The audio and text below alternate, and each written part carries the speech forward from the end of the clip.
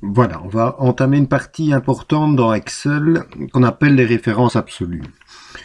Donc, on avait vu qu'on pouvait glisser les formules, les fonctions. Alors, ici, c'est un cas un petit peu particulier. Donc, imaginons, on a différents vendeurs. Et chaque vendeur a vendu pour une certaine somme d'argent. Et on imagine, ils ont une commission. J'ai créé une petite liste déroulante ici, de 5%, de 10%, de 15%, de 20%. Imaginons ils ont une commission de 10%. Et donc je vais faire en sorte ici dans ma cellule B3 d'introduire une formule qui me permettra de calculer la commission du premier et surtout faire en sorte de pouvoir la glisser pour les autres. Alors, ce que je pourrais faire pour le premier, c'est lui dire sa commission c'est 10% de ce qu'il a vendu, 10% de 2000. Donc c'est égal à la cellule B2 que je multiplie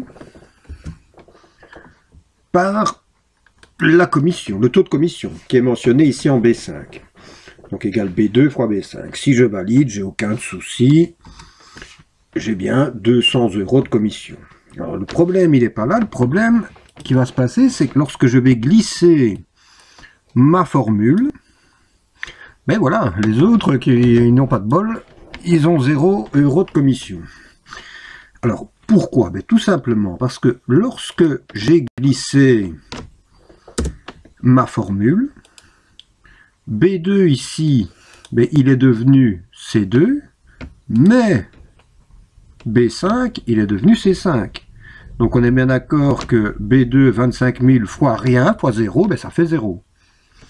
Donc voilà ce qui s'est passé. Je vais afficher les formules.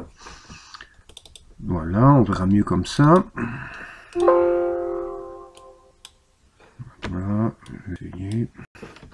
voilà, donc quand j'ai glissé ma formule, B2 ici est devenu C2, puis C2 est devenu D2, ça, il n'y a pas de souci. Le problème, il est donc là.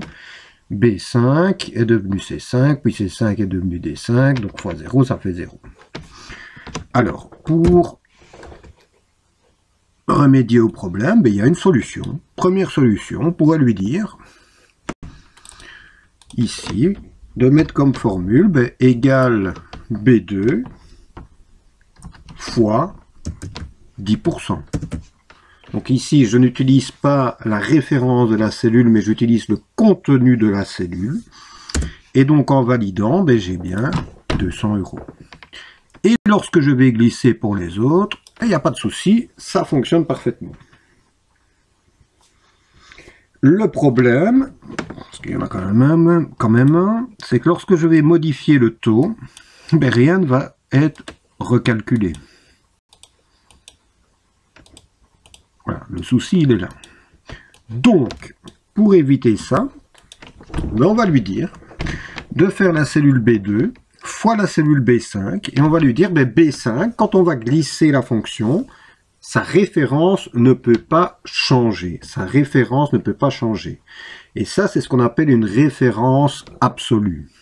Donc, ma formule, ça va devenir égal B2 fois B5, et maintenant il faut que je lui dise, B5, il ne peut pas, sa référence ne peut pas changer lorsque je vais glisser la formule. Et pour bloquer ma cellule, je dois simplement mettre le symbole $$ devant la lettre et le symbole $$ devant le chiffre.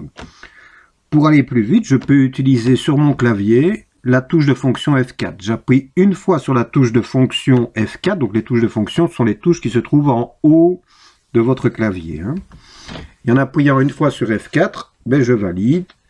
J'ai bien mon symbole $$ devant la lettre, mon symbole $$ devant le chiffre. Je fais Enter. Quand je vais glisser ma formule, il n'y a pas de souci, ça fonctionne pour les autres. Et lorsque je vais modifier le taux, vous voyez que automatiquement, il change pour tout le monde. Donc je vais afficher les formules. Et là, on le voit très bien.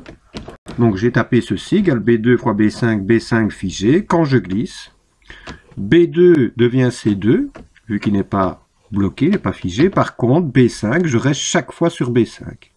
Voilà ce qu'on appelle une référence absolue. Voilà pour le premier exemple.